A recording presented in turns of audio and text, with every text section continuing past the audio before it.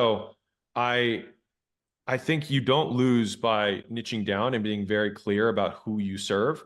I do think long term, being wider, like Facebook started with college kids, and then eventually you do spread out, but they still started with college kids. And so I think most people get a little bit ahead of themselves.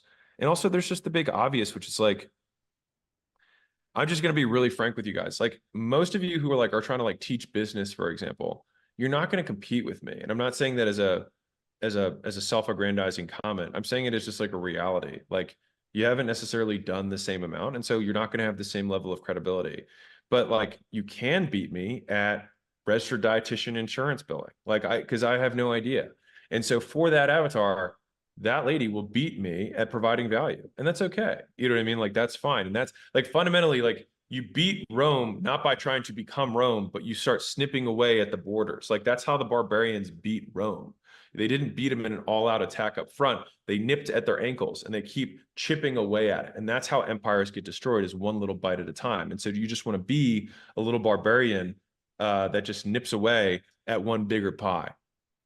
Like what everyone's missing here is they think that they can get more customers, but what you're missing is how much you can charge, how much more you can charge per customer when you're niched.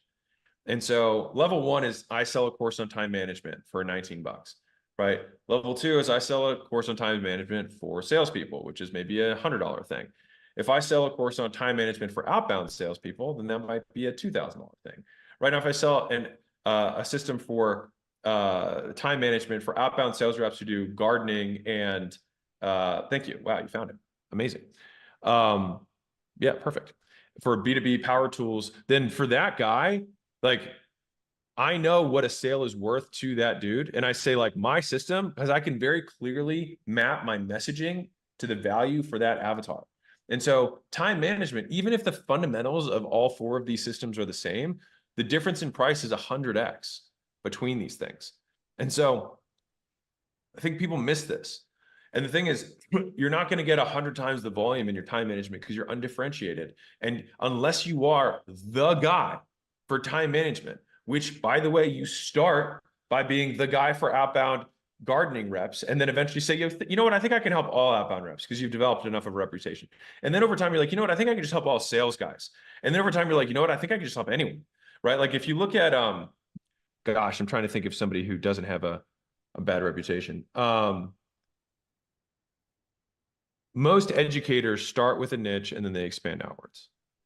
So just start with what you know you can master and crush, and then move on. Maybe one example is Sam Ovens. He started by teaching SaaS companies how to get local agency clients, and then expanded out and out till consulting.com and now Skool, which is super broad. Right.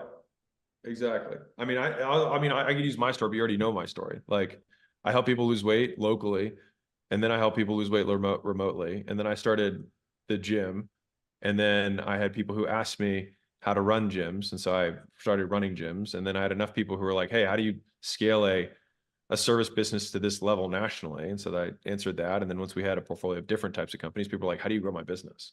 And so it just keeps going. Like you can look at the types of questions that you're getting to see how broad you can go. And you don't really want to go broader until you have so much demand that the opportunity of making the expansion more than nets you your current revenue. So it's not like you don't want to make an adjacent move for a double. You want to make an adjacent move for a 10x.